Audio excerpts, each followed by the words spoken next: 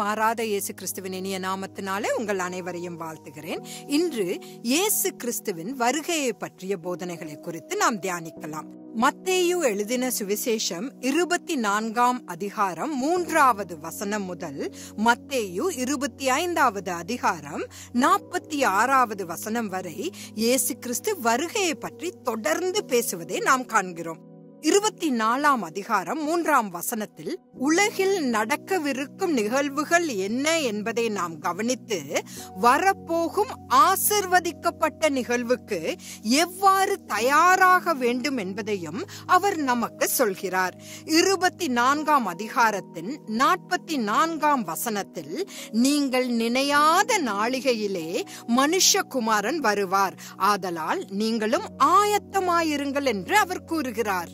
அடுத்ததாக அதே அதிகாரத்தின் 45லிருந்து 51வது வசனத்திற்கு நகர்ந்தால் விசுவாசமற்ற ஊழியக்காரனை பற்றியும் எஜமானர் திரும்பி வர தாமதமாகும் போது அவன் தனது அதிகாரத்தை எவ்வாறு தவறாக பயன்படுத்துகிறான் என்பதையும் அவர் கற்பிக்கின்றார்.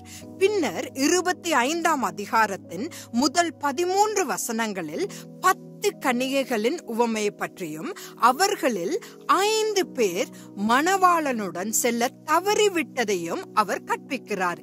ஏனெனில் அவர்கள் பரிசுத்தமாக இருந்த போதிலும் ஆயத்தமாக இருக்கவில்லை.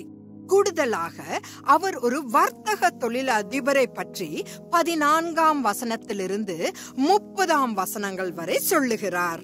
அவனுடைய ஊழியக்காரன் வாழ்க்கையில் தனது வணிகத்தில் மிகவும் பிஸியாக இருந்து தன் எஜமானரின் வணிகத்தை பற்றி உணர்வு பூர்வமாக புரிந்து கொள்ளவோ அல்லது ஒருபோதும் கவலைப்படவோ இல்லை. ஆனால் தனது சொந்த வாழ்க்கையின் வணிகத்தை கவனித்துக் கொண்டான். பின்னர் இயேசு கிறிஸ்து வெள்ளாடுகளிலிருந்து செம்மறியாடுகளை பிரிக்கும் எதிர்கால 1000 வருட அரசாட்சியை பற்றி பேசுகிறார். வெள்ளாடு தேசங்கள் இஸ்ரவேலை ஒருபோதும் பொருட்படுத்தாத நாடுகள்.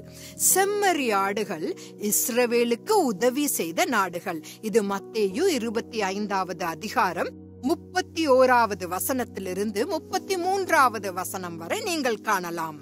இறுதியாக மத்தேயு 25வது அதிகாரம் 34ஆம் வசனத்திலிருந்து 46ஆம் வசனம் வரை இயேசு கிறிஸ்து உதவி தேவைப்படுகிற தனது அன்பான ஜனங்களாகிய இஸ்ரவேல் தேசத்திற்கு உணவு, குடிநீர், மிகுந்த விருந்தோம்பல், வாங்க முடியாதவர்களுக்கு ஆடைகளை வழங்குதல், நோய்வாய்ப்பட்டவர்களையும் சிறையில் உள்ளவர்களையும் சந்திப்பதன் மூலம் உண்மையான ஊழியம் செய்பவர்களை பற்றி பேசுகிறார்.